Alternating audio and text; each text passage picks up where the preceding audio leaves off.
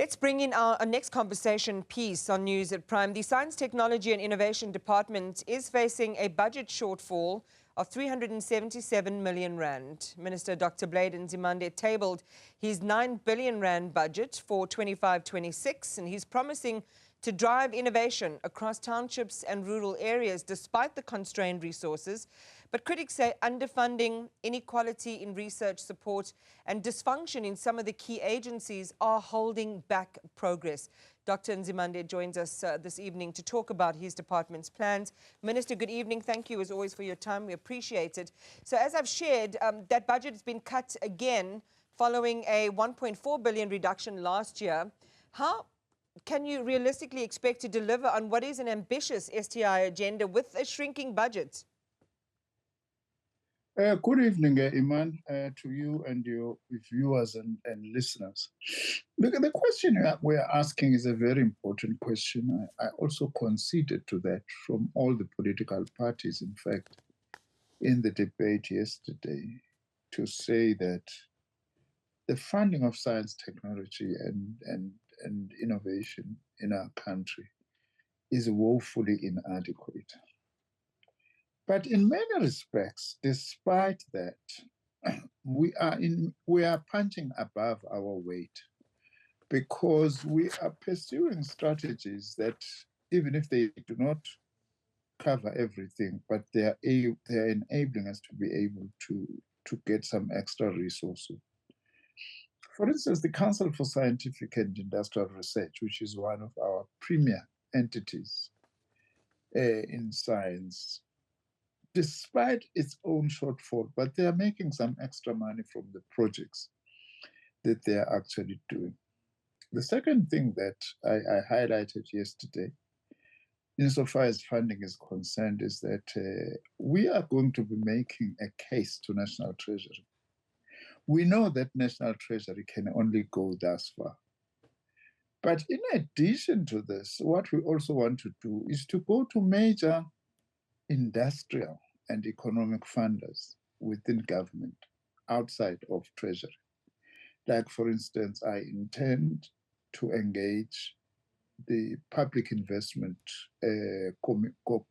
Corporation, which invests about 2 trillion rands in the Johannesburg Stock Exchange, that's workers' pension funds, to say we actually need a certain percentage to be set aside to support innovation.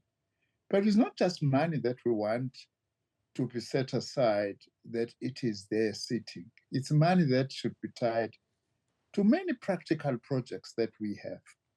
For example, Iman, we have got projects that are looking at sanitation in rural schools that have got lots of prospects to actually expand, including also saving water, new agricultural technologies, taking into account that we are a water-scarce country.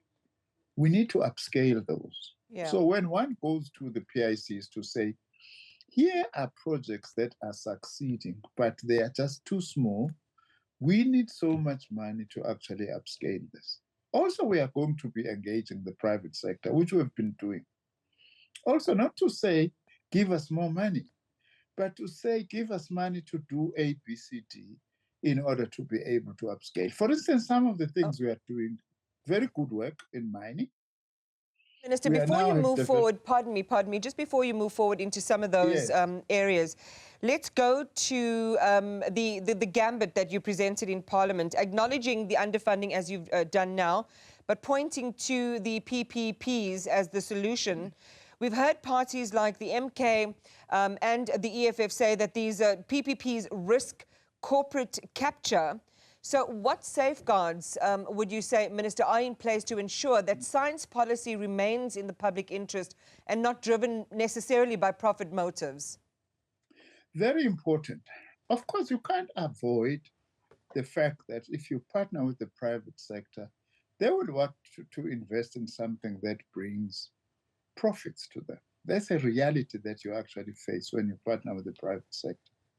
But we are putting in place mechanisms, for instance, to ensure that we are able to agree on patents. Who owns that particular technology? If that technology has been funded by public money, it must actually be owned by government.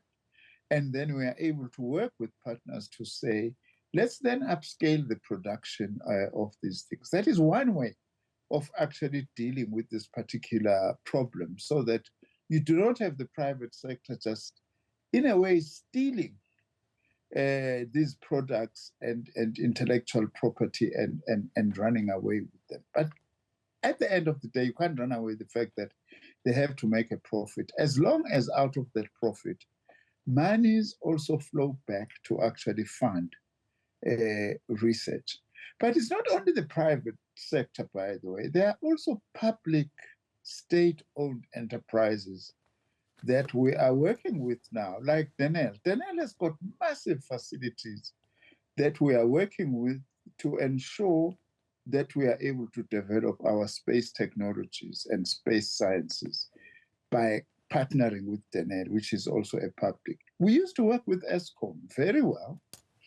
We are also working with private companies that were originally state-owned companies, like on hydrogen. We are working with Sasol. We are also partnering with the Japanese and so on. Right. So those are some of the things that we are doing to ensure that we don't have what I call leakage. There's lots of leakage in the whole of the African continent. Things, you remember at some stage, Iman, that some American company wanted to patent rooibos tea as American tea, which is actually a South African indigenous product. And we had actually to fight that. So from the lessons that we have learned, we need a regime that's going to allow that ownership in publicly funded research remains in the hands of the public. So funding is on the one side, and as you say, you know, profit making is not something that anyone should be averse to, as long as it goes back to the people who should be benefiting the most, and that the policy designs are in their best interest.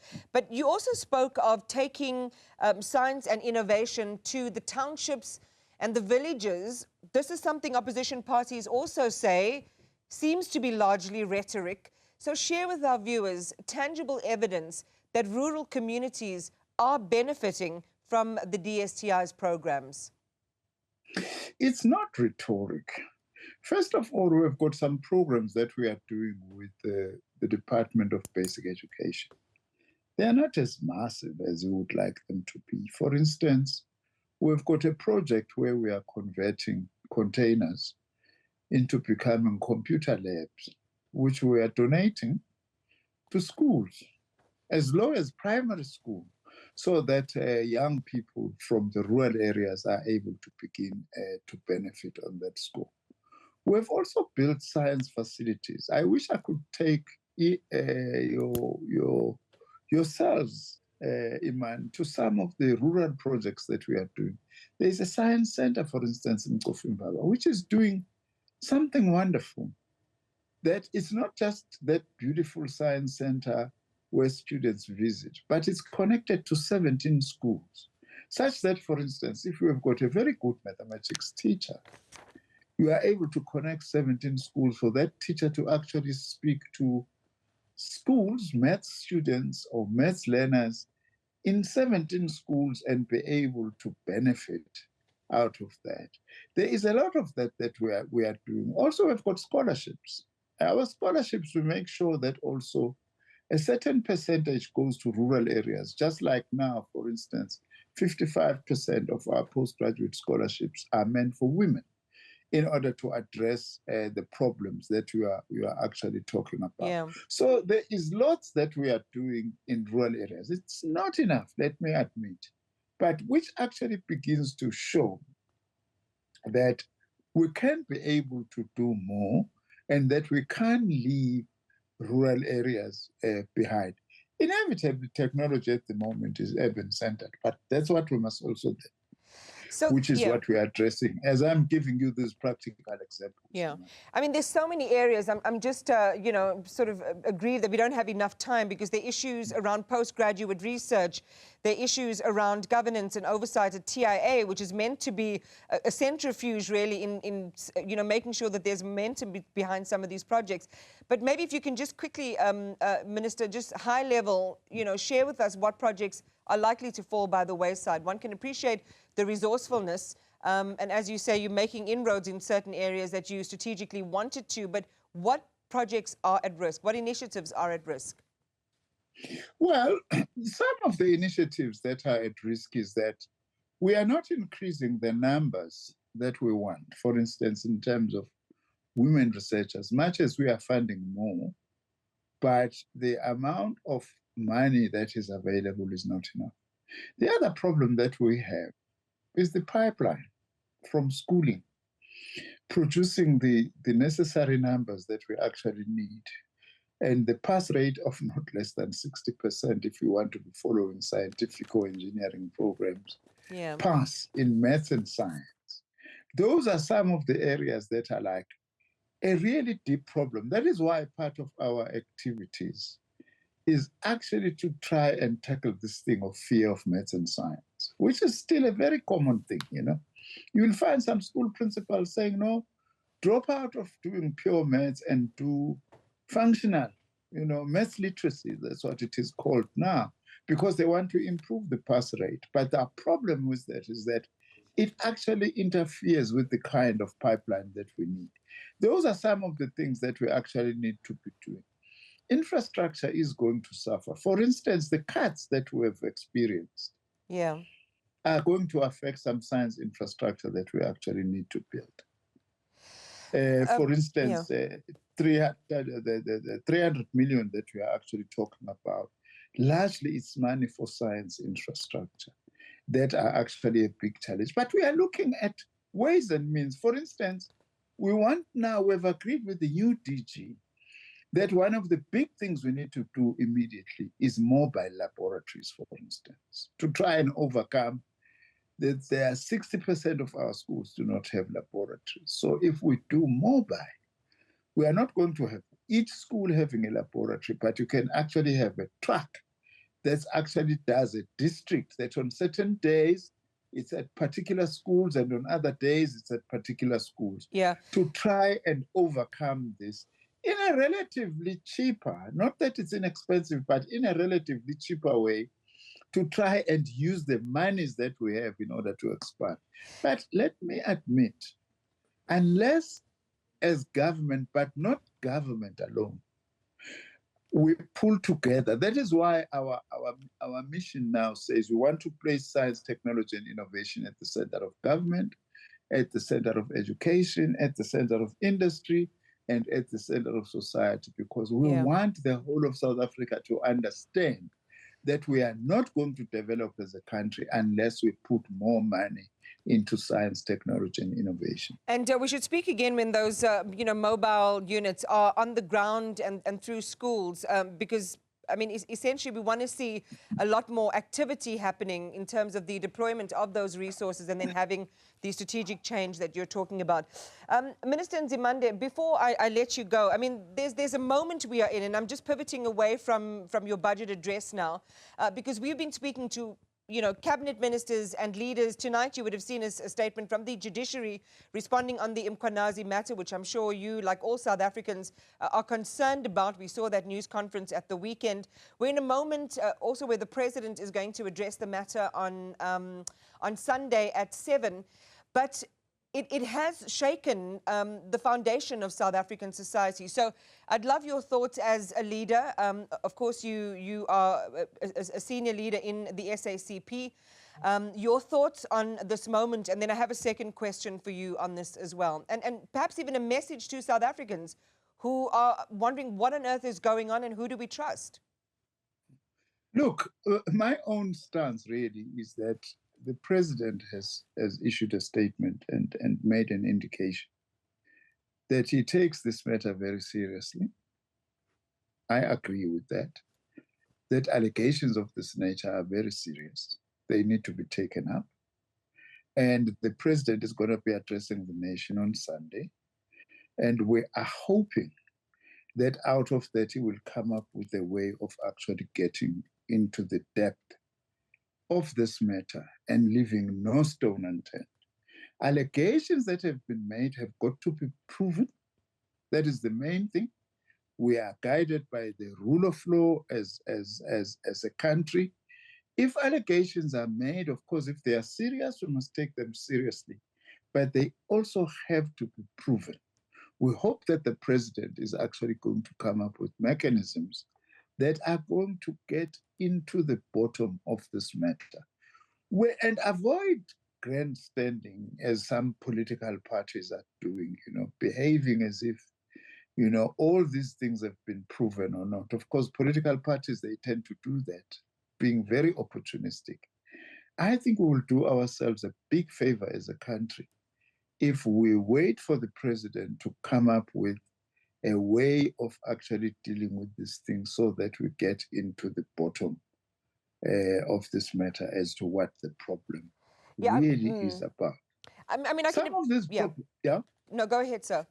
No, I'm saying some of these problems are not new, for instance, We know that in the past, organs of the state have been abused in many ways. The police, in the intelligence in the past, it was being used also even to fight internal party political battles in the ANC and the alliance, Maybe this is an opportunity then for the president to provide a way forward that will make us to go into the bottom of those things so that the police, the judiciary, everybody is able to do what is supposed to be done. For instance, some of the allegations is that some of the judges and some of the magistrates are possibly bought to be able to act in a particular way.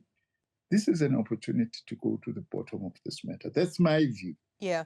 I mean, I can appreciate what you say about the opportunism in general, or political opportunism, but, we have a minister, Senzo Mchunu, earlier this year in Parliament saying that he had no association to one of the central characters in this theatre of corruption, alleged corruption, Brown Mokhotsi, and then yesterday issuing a statement that, he doesn't have any association with him, but he knows him, and, he is a comrade. So there's a case that they're pursuing, the DA and the MK is, on having breached the rules of Parliament. You know these well, right? Because to lie to a parliamentary committee is a serious and potentially criminal offence. Well, Iman, what I would really like to say, it's precisely that I think we need to be cautious on how we tread these things. I don't want the situation now, in the light of these allegations, then to act as if conclusively Minister Mchunu has told a lie. We don't know. That actually needs to be proven itself. And I think my call is to say, as South Africans, yes, we must be alarmed by this. It's understandable. Yes, this thing, we must go into the bottom of them. But let's allow due process to actually go into this, because maybe the good thing about what the Provincial Commissioner of the Police has done in KZN is to raise these things, which then gives an opportunity for one to actually go right into. At face value, I can't then say, Minister Mchunu has lied or Minister Mchunu has not lied, and so on. I would rather say, let us be very cautious. By the way, the reason why I'm saying this, Iman, I myself have been a victim, in the past, of being listened to by intelligence agencies, being followed up as to where one goes and so on, with a view of actually trying to discredit. I know this very well. I was a victim of this during Fees Must Fall, for instance, But what came out of that in the end? Nothing came out of that. All what I'm saying, but you've got to appreciate, it's important that the media as well, we allow due process to take its course. I mean, you've got to appreciate, though, Dr. Nzimande, when it comes from a provincial police commissioner who was once the acting head of, was once the acting national commissioner, there's a different gravitas, right, that comes with his office, or do you disagree with that? No, I don't disagree. That's why I said right from the beginning, these allegations are made by a very senior member of the police, the provincial commissioner.